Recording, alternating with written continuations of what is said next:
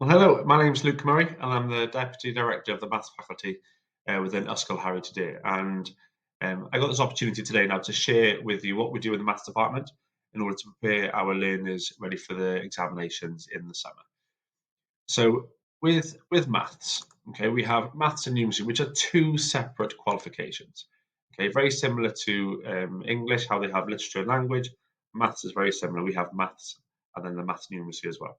Okay, so we are 100% examination based. Okay, we don't have any coursework. It is all on the day regarding the examination. So as you can see then, so maths, we have unit 1 and unit 2, which obviously non-calculator and calculator, as you can see. So that's the exam process, and then tiers of entry. Now I have a lot of people asking me regarding the tiers of entry. So just to break it down for you, we have three tiers: higher tier, intermediate tier, and foundation tier. Now I've put the grades here. I think these are really important. So the highest grade possible you can get in higher tiers an A star, and then A, B, and C. However, 1 mark off a C is a U, which is unclassified. Okay, and then with intermediate tier, B is the highest grade, and then C, D, and E, but 1 mark off an E is a U, okay, which is unclassified. Foundation tier, now the highest grade possible is a D, okay, and then we have E, F, and G, and again, 1 mark off a G is a U. So I just put this little quote in here from WJEC. So the results below the minimum judged by WJEC to be sufficient standard will receive an unclassified grade of a U. Okay, so you can see obviously we have our three tiers.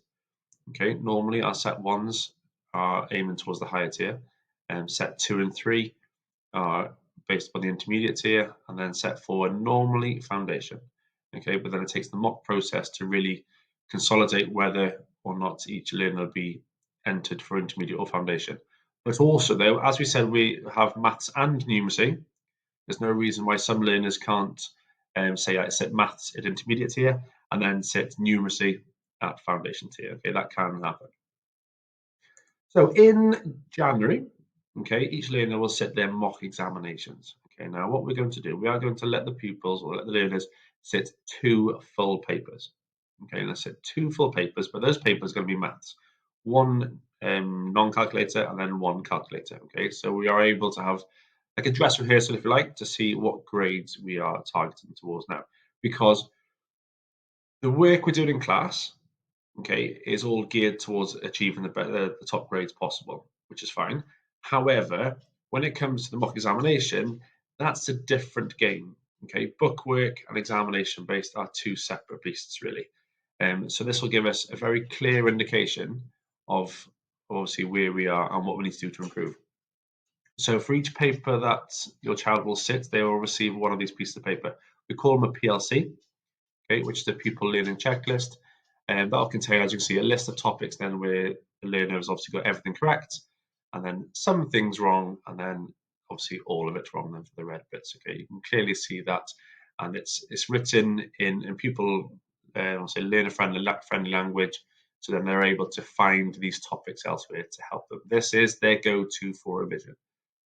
So then using these PLCs effectively. Now, we have a variety of different websites that we use, okay, some of which you need usernames and passwords, and some you don't. Well, these here we don't. Okay, Corbett Maths is without a doubt the best place to get resources. Okay, there are textbook exercises, there are what do we call it? Examination questions, there are help videos on every single topic in the specification. Okay, they are all here.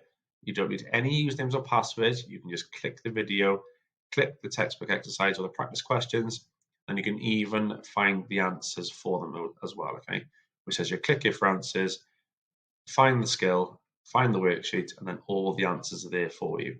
Okay, there is so much information on just this one website without even mentioning the others. We also have this one as well, which is Maths DIY. Now, Maths DIY has a variety of different things. Majority of it is past papers. Okay, but what I really like about this website, we have the different tiers, as you can see, and then we have the papers. Okay, it's blank copies. Then we have solutions. Okay, someone has actually written down their answers as if they're sitting the exam, and then you can see exactly where they're getting the marks from.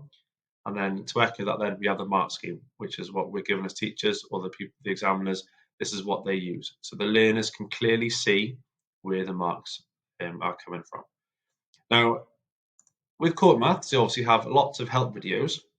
However, if you'd like to see a more of a friendly face, okay, then I've got my own YouTube channel of which learners can use. As you can see, there are hundreds of videos on here, okay, of which you can find the skill from the PLC and then find the video, and then hopefully then you can use a bit of Core Maths to find the practice questions ready for you. Okay, so there's a lot of information here for anybody that needs it in preparation for these exams with maths and numeracy. And then the next thing I want to talk about then is Google Classroom. Okay, now each teacher still uses Google Classroom to communicate to their classes online. Okay, some learners think that this was just done in lockdown. However, that's not the case. Okay, we are using Google Classroom just as much now as we ever have. Okay, so this is where teachers will share links for mock information, past papers, revision links, work set in class, help videos, etc. Okay, it is all here. However, tip for a parent though, please log on as your child. Okay, something I found out a little while ago, when you log on as a parent, you don't get a full picture of it. Okay, so log on as them, you need their username and password, and then you can see exactly what we've set as teachers. There's so much information on there. There's enough definitely there to help these learners when they're outside of the classroom. Next thing then would be homework. Okay, now every learner of all years, okay, are set weekly homework on MathsPad. Okay, now the learners will say that they've lost their username and password. However, they are all on Google Classroom. And if not, please email me and I will quite happily send you their username and password to get them logged on. Again, there are help videos on here, plenty of tasks to help. But it's all about revising the right ways possible. Okay, there's so much here online, but what I really like about MathsPad is they give you the answers straight away.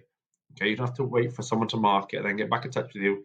It is there ready for you. As soon as you put an answer in, it tells you if you're correct or not. And then you have to get them all correct in order to move on to the next question. Okay, so just a quick recap. We've got obviously the overview of the examination process there. As you can see, we are all exam. Here are the tiers of entry explained. We've got the higher tier, intermediate tier, foundation tier. The mock examinations, so after the mocks, okay, your child will receive a couple of these pieces of paper. As you can see, this one was taken back from March 2020 for non-calculator. So you'll have one for non-calculator and the other one for calculator to give your son or daughter all the topics that they need to help succeed. Okay, of course, we want to look at the things they've done right. However, in order to improve, they need to work on the things that's gone wrong.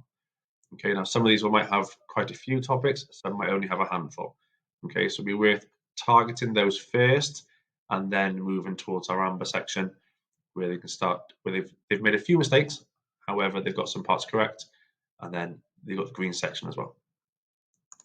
We've got corporate maths, maths DIY, and obviously Murray Maths with the YouTube as help videos, because when they're looking at doing some revision at home, okay, of course they're going to say things are hard and they don't quite know where to look. However, you have got really experienced teachers here fully explaining, using online learning of all the topics that they possibly need, especially if they're stuck on trigonometry. Have a look on Murray Maths. Let's type in trigonometry. You'll find it there. Please subscribe because it's there. Put notifications on so you see anything new coming on. You'll be able to get notifications straight away. Say if you're struggling with trigonometry, find the video, watch it once, watch it twice, make some notes, find some question on corporate maths, away you go. And then you've also got the answers on this, you can check your workings. Google Classroom, plenty of links on there from all the teachers, homework on MathsPad, and if there are any questions, please give me an email on lmurray@yht.wales and I'm more than happy to answer any questions. Thanks for watching.